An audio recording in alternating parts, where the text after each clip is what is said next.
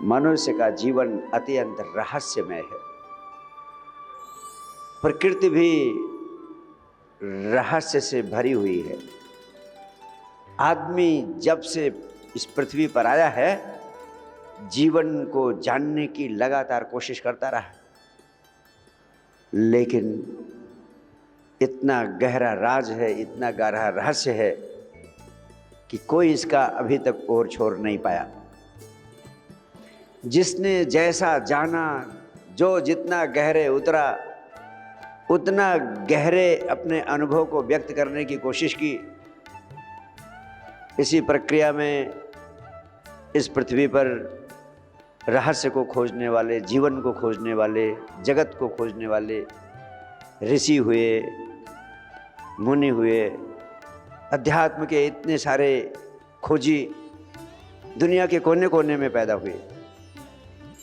बुद्ध ने अपना अनुभव व्यक्त किया, महावीर ने अपना, कृष्ण ने अपना, क्राइस्ट ने अपना, और इन सब के अनुभव इतने अद्भुत थे कि देखने में लगा कि ये सारे एक दूसरे के विरोधी हैं।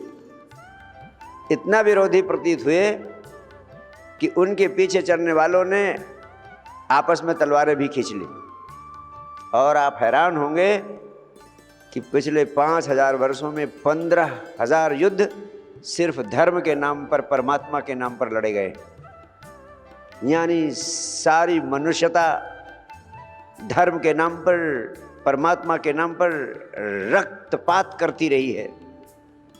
इतनी नासमझियां पैदा हुई। धर्म का, परमात्मा की खोज का जो मूल उद्देश्य था कि शांति मिले, आनंद मिले, दुखों से मुक्ति मिले, वो तो सब इधर उधर चला गया।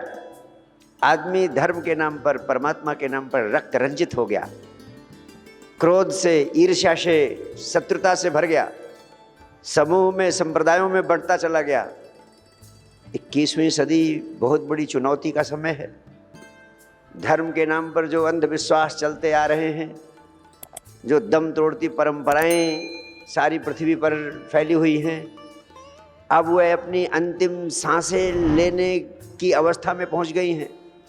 21वीं सदी का वैज्ञानिक चित्त का आदमी अंधविश्वासों को, मरी मराई परंपराओं को, धर्म के तथाकथित घोषणाओं को स्वीकार करने की स्थिति में नहीं है।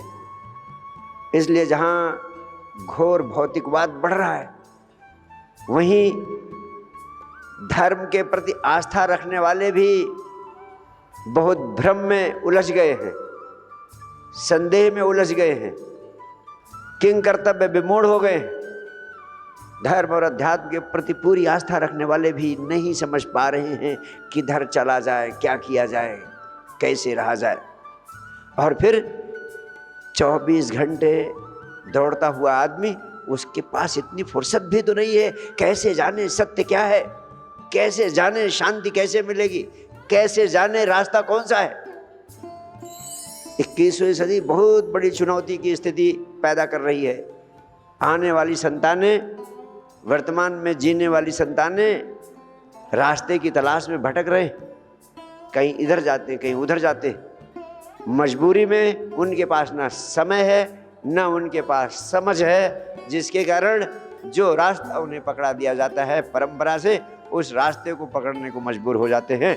और वो रास्ता है आधा संदेह, आधी श्रद्धा, जो कि व्यक्ति को कहीं नहीं पहुंचाता है।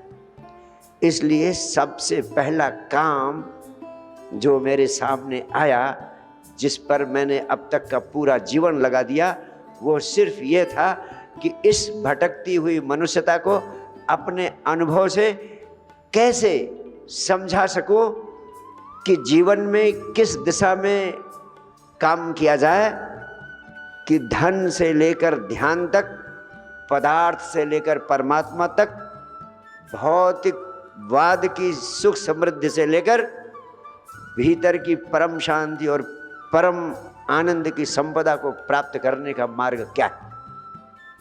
दोनों चीजें बहुत जरूरी है। मनुष्य शरीर और आत्मा का जोड़ है। शरीर के लिए बहुत जरूरी है भौतिक सुख समृद्धि की ऊंचाइयों पर होना, और आत्मा के लिए बहुत जरूरी है भीतर से परम शांति, परम आनंद की अवस्था को उपलब्ध करना। आत्मा को भूखा नहीं रखा जा सकता। आत्मा भूखी रह गई तो जीवन नरक हो जाएगा, चाहे जितनी धन संपदा आपके पास हो। और सिर्फ आत्मा को स्वस्थ करने में लगे रहे, शरीर और भौतिक दिशाओं में ध्यान नहीं दिया, तो दीनता, दरिद्रता, अपंगता की स्थिति को उपलब्ध हो जाएंगे।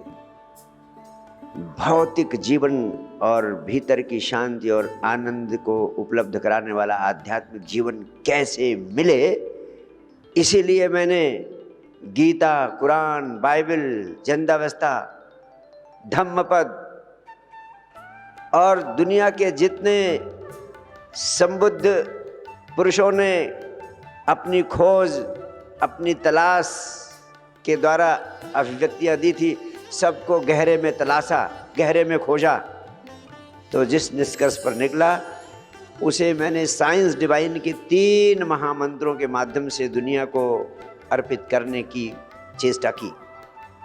अगर ये 3 महामंत्र आपके प्राणों में उतर जाएं, तो गीता, कुरान, बाइबल से लेकर इस पृथ्वी पर अब तक जो कुछ धर्म, अध्यात्म और मनोविज्ञान के क्षेत्र में भौतिक और आध्यात्मिक दिशा में प्रगति करने के लिए आवश्यक है, सब समाहित हो जाता है, सब प्रकट हो जाता है।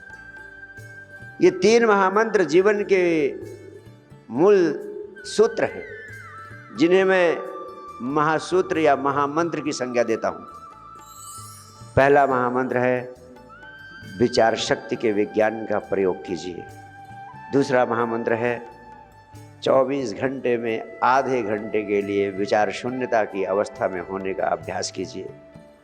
और तीसरा महामंत्र है हर पल आनंदित रहना सीखिए।